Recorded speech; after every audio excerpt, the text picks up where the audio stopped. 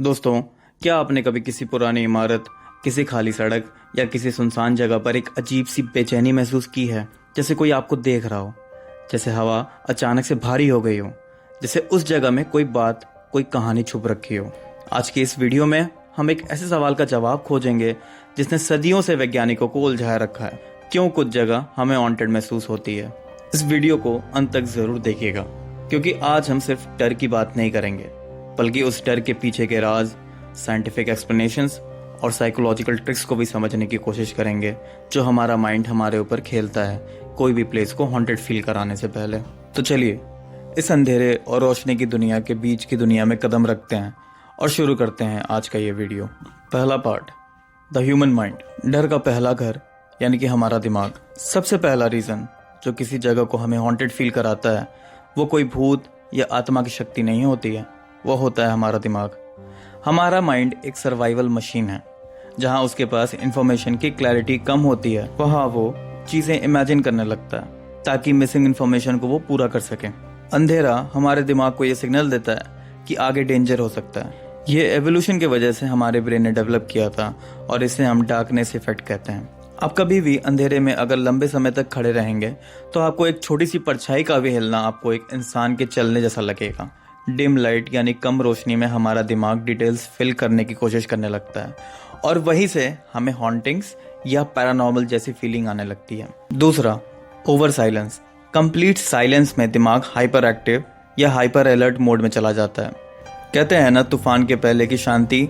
Mind शायद इस बात को बहुत सीरियसली लेता है। सुनसान जगहों पे हम अपनी हार्ट बीट और सांस तक सुन लेते हैं और अगर साउंड कम हो तो हर छोटी सी छोटी चीज भी हमारे दिमाग को डेंजर होने का सिग्नल देने लगती है। ये एवोल्यूशन का रिजल्ट है ताकि हम जंगल में सरवाइव कर सकें। इसके अलावा द फाइट और फ्लाइट ट्रिगर, अजनबी जगह, अंधेरा, सन्नाटा या पुरानी स्मेल, ये सब मिलकर हमारे ब्रेन को बॉडी में एड्रेनलिन रिलीज करने का सिग्नल देते हैं, जिसकी वजह से हमें लगता है कि कोई हमें देखने की या ऑब्जर्व करने की कोशिश कर रहा है। दोस्तों, अभी हमने सिर्फ अपने दिमाग के बारे में समझा है, लेकिन आगे जो रीजंस हैं वो इस पूरी कहानी को एक अलग तरीके से सोचने पर मजबूर करेंगे। तो इस वीडियो को अंत तक जरूर देखिएगा। अब आते हैं इस वीडियो के पार्ट 2 पर, यानी साइंस इसके बारे में क्या कहता है। पहला, इलेक्ट्रोमैग्नेटिक फोर्स यानी कि ईएमएफ। पुरानी बिल्डिंग्स में वायरिंग खराब होती है जिसके वजह से हाई ईएमएफ से इंसान को अनईजी फील होता है, जैसे कोई आपके पास खड़ा हो। कई ghost hunters EMF meter use करते हैं, पर मोस्ट ऑफ द केसेस में कॉज पुअर वायरिंग ही निकलती है। दूसरा रीजन है इंफ्रासाउंड वेव्स। इंफ्रासाउंड ऐसी लो फ्रीक्वेंसी साउंड वेव्स होती हैं जो हमें सुनाई नहीं देती लेकिन बॉडी को डिस्टर्ब करती हैं। इंफ्रासाउंड से घबराहट, किसी की प्रेजेंस, चेस्ट प्रेशर या शैडो इल्यूजन जैसी चीजें हो सकती हैं। कई हॉन्टेड प्लेसेस में अक्सर ये इंफ्रासाउंड के हॉटस्पॉट्स होते हैं जो हमें अनईजी फील कराते हैं।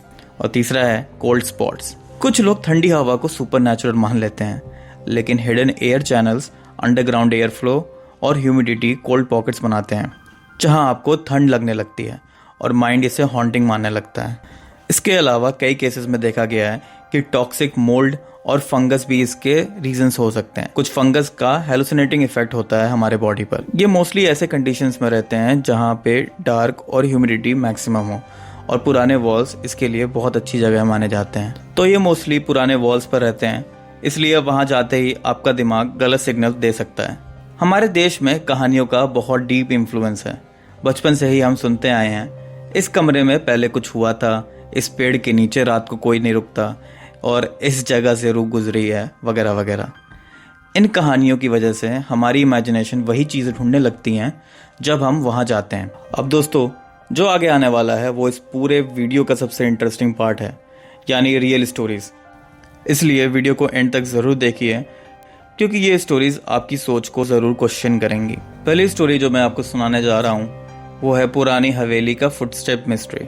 एक फैमिली कुछ दिन के लिए एक हवेली में शिफ्ट होती है। कुछ दिनों बाद रात में उन्हें फुटस्टेप्स की आवाज सुनाई देना शुरू हो जाता है, जिसकी वजह से सब लोग सोचने लगते हैं कि रात में ऊपर कोई चलता है हवेली के बंद कमरों में। बहुत ढूंढने के बाद फैमिली को पता चलता है कि वहां लगी पुरानी वुडन फ्लोरिंग थी जो रात के टेम्परेचर चेंज होने की वजह से क्रैक करती थी। ये कोई फुटस्टेप्स नहीं था बल्कि नेचुरल फिनोमेना था। दूसरी कहानी है हॉस्टल रूम शैडो। हॉस्टल में बहुत सारे अफवाह चलते हैं कि ये रूम हॉन्टेड है, दूसरे रूम हॉन्टेड है या तीसरे रूम में कुछ हुआ था। ऐसे ही उत्तराखंड के एक हॉस्टल में एक स्टूडेंट ने बताया कि बार बार उसे लगता था कि रात में उसके बिस्तर के पास कोई खड़ा रहता है और इसकी वजह से उसकी नींद बार बार टूट जाती थी। उसने ये बात अथॉरिटीज़ को बताई और अथॉरिटीज़ ने जब इन्वेस्टिगेट किया तो उसमें पता चला उसके कमरे के नीचे ट्रांसफार्मर था जो स्ट्रॉन्ग ईएमएफ छोड़ता था। ब्रेन ने उसे किसी की प्रेजेंस होने का इल्यूजन क्रिएट कर दिया।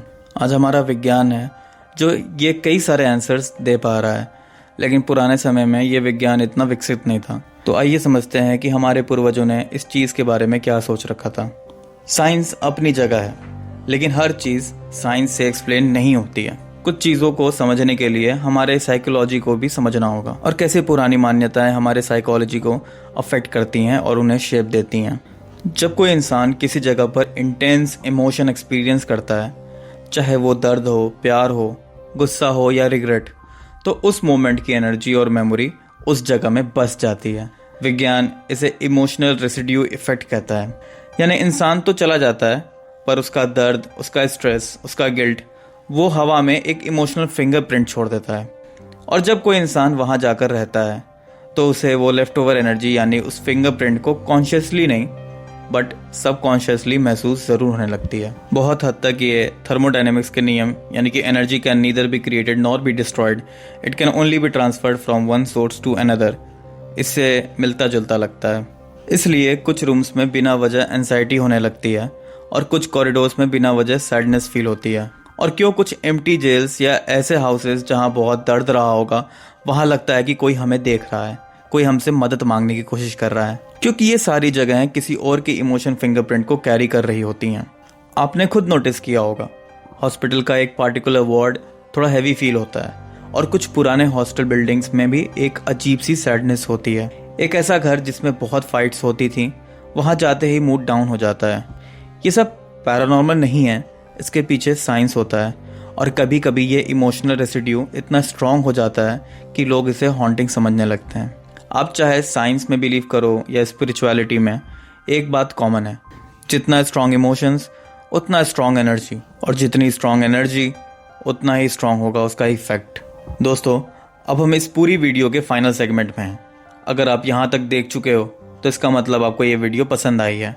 तो प्लीज़ इस वीडियो को ज़्यादा से ज़्यादा शेयर करिए ताकि लोगों के मन से अंधविश्वास कम हो, और वीडियो को लाइक करें ताकि यूट्यूब इसे और लोग को दिखाए जिससे उनको भी सच्चाई का पता चल सके। अगर आपको भी कभी हॉन्टिंग फीलिंग्स आती है तो आप ये कुछ टिप्स है जो ट्राई कर सकते हो, जिससे गारंटीड वो फीलिंग्स आनी कम हो जाएंगी। जैसे थोड़ी लाइट ऑन रखें, सॉफ्ट एम्बिएंट म्यूजिक चलाएं, एयर फ्लो को इम्प्रूव करें, वेंटिलेशन प्रॉपर होने से माइंड काम रहता है। अगर पैनिक हो तो डीप ब्रेथ्स लें, हमेशा रियलिटी बेस्ड थिंकिंग रखें, हर चीज़ को क्वेश्चन करें और गलत या सुनसान जगहों पे मत जाएं, क्योंकि वो हॉन्टेड हो ना हो लेकिन गलत इंसान ज़रूर उन रास्तों पर आपको मिल सकते हैं और वो सही में डेंजरस होंगे आपके लिए। तो दोस्तों, ये था सफ़र उन वजहों का जो हमारे सराउंडिंग्स को कभी कभी हॉन्टेड बना देती हैं। याद रखना, प्लेस से ज़्यादा पावरफुल आपका खुद का माइंड होता है, उसे आप अपने कंट्रोल में रखें, ना कि आप उसके कंट्रोल में हो जाएं। और अगर आपको ये वीडियो पसंद आई और अगर आप चाहते हैं कि हम ऐसे ही डीप, मिस्टीरियस, साइंटिफिक और कल्चरल टॉपिक्स एक्सप्लोर करें तो लाइक ज़रूर करें और कमेंट करके ज़रूर बताएं कि आप क्या सोचते हैं इसके बारे में। और अगले इंटरेस्टिंग वीडियो के लिए हमारे चैनल को सब्सक्राइब करना ना भूलें। मैं हूं मोहित और आप देख रहे थे डिकोड बग, और मिलते हैं अब अगले वीडियो में।